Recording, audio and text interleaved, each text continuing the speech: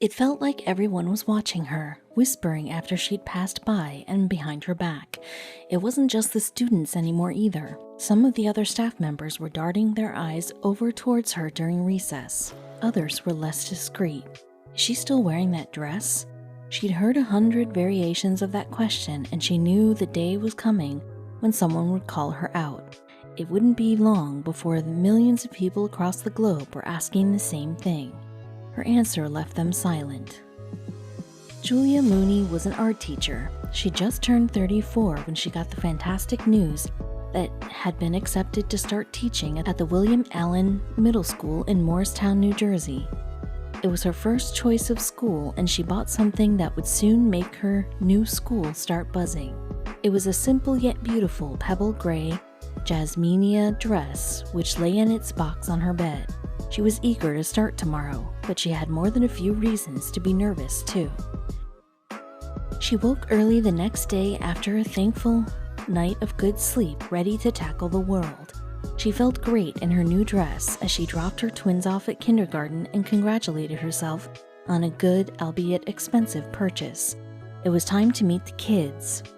Her students would be the 6th and 7th grades, and she loved meeting them all, but as the day went on until the heat of the day started making itself known, Julia's skin started flushing a pretty but uncomfortable pink as the day grew hotter and hotter. She sought the comfort of the class air conditioner when, to her horror, she realized she was sweating through the dress fabric. Keeping her arms firmly tucked in at her sides to conceal the growing dark patches, she turned the unit to its lowest setting and hoped the day wouldn't get higher than its already stifling 90 degrees. The day seemed endless. Class after class brought still more students she had yet to meet. It felt as though she couldn't focus on each face or remember every name, and that didn't sit right with her. But what could she do? As the day mercifully came to a close, Julia sat in her car and reflected on her first day at the new school. Other than the wet material hugging her dress to her back, that is, she washed out her dress and left it to dry. Mrs. Mooney was back at school and more prepared to meet the day than she had been yesterday, and already she was making an impression on the students, especially the 13-year-old girls. It would take some of the other students longer to figure it out, but something about this teacher was different.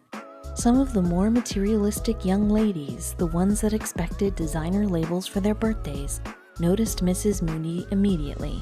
It wasn't long before Mrs. Mooney was the hot topic at William Allen Middle School, and it was all because of that gray dress. She had worn it every day that week, and more than the young girls were noticing.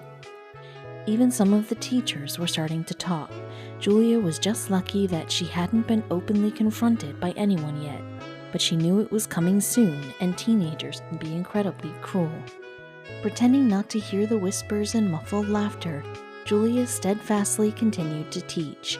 When she noticed the other staff members avoiding her or treating her a little differently, she didn't take to heart. She knew exactly what was going through their heads. She knew she had to play it cool for a while longer, so she put her head down and threw herself into her work. When the third week had come and gone, it looked like some people were about to burst from curiosity. She could see the question driving everyone crazy, and she knew it was finally time to tell the story behind the gray dress and why she wouldn't wear anything else. The entire school was dying to know. This entire elaborate plan that drove her whole school crazy with curiosity had been carefully planned out right from the start. The gray dress had been chosen with a very specific purpose in mind. I'm walking down the halls and they're like, is she still wearing that dress? And as more and more people noticed, despite being whispered and gossiped about, it made Julia smile. I needed to pick a dress that was going to be versatile because I'm going to be wearing it through the winter. And when we started the school year, it was 90 degrees, she explained. When the first student asked the much anticipated question, was ready with an answer. Why had she worn the same dress for so many weeks? Well, the answer was waiting for them on Instagram. It was the very first post on her Instagram page, and it was called One Outfit 100 Days. Said this, for at least 100 days I'll be wearing this dress through ceramics, projects, blizzards, whatever. Boring? Sure. I love to express myself through what I wear as much as the next American. This is a challenge. Not everyone knew why, but they were even more baffled. What were her reasons behind this strange decision? The most obvious reason behind wearing anything for such a long period of time is simple. It saves a lot of time. When raising 2 toddlers, anyone would want to make their lives easier, so living a minimalist lifestyle makes sense. She no longer had to choose what to wear every day, nor did she have mountains of laundry to do either. She did have tons more time to spend with people she loved though. Her reasons are not just superficial either. Julia has a message for consumers that goes much deeper. It's something called slow fashion, something which Julia believes in wholeheartedly.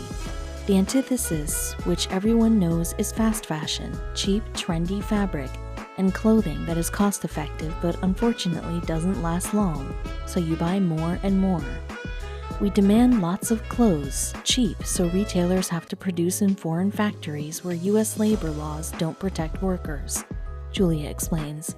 Slow fashion, on the other hand, promotes good, quality, and fair labor practices, and Julia is very concerned with another problem that seems to be happening more and more. There's such a huge demand for cheaper clothes, and that leads directly to underhanded business practices being implemented overseas. Practices like employing underage workers with little to no laws in place to protect them. Julia believes that by buying less, she can lessen the demand for cheap child labor. Still, Julia has even more great reasons that she wants to share with her students. Julia is a conscious consumer. She knows the impact that the clothing industry has on the environment. She's wary of unsustainable environmental practices that use up Earth's valuable resources. It takes an unbelievable 713 gallons of water to make a traditional cotton t-shirt, while a polyester t-shirt doesn't use as much water, but its manufacturing process expels twice as much carbon dioxide. Julia avoided adding to her carbon footprint by choosing to buy a fair trade hemp dress from a London-based clothing company called Thought. So what did people think when she revealed her reasons? Strangely, the common reaction is unfounded disgust, with some people wrongly assuming that wearing the same piece of clothing every day is simply not hygienic, and her answer to those people is rational enough. I just tell them this is not a project about hygiene. I wash it as needed. I come to work clean. Lots of people wear uniforms and they are not assumed to be dirty. Do we really need so many new outfits? Are we just perpetuating a culture that defines us based on what we're wearing rather than what we're doing? What if we spent our energy trying to be good, interesting humans instead of trying to look good and interesting? Luckily, more people were supportive after hearing Julia's message. Soon some of Julia's pupils and colleagues were following her example, with 17 teachers joining her cause, including her history teacher husband, Patrick, who wore the same shirt for 100 days too. Soon, local news stations caught wind of the teacher's story. Julia's Instagram quickly skyrocketed with comments, and she gained over 6,500 followers, all for integrating sustainable strategies into everyday items. What a movement this teacher started, one supporter wrote. I like to wear clothes. I like to express myself. I know that we are all looking at what the other person is wearing, Julia said in an interview.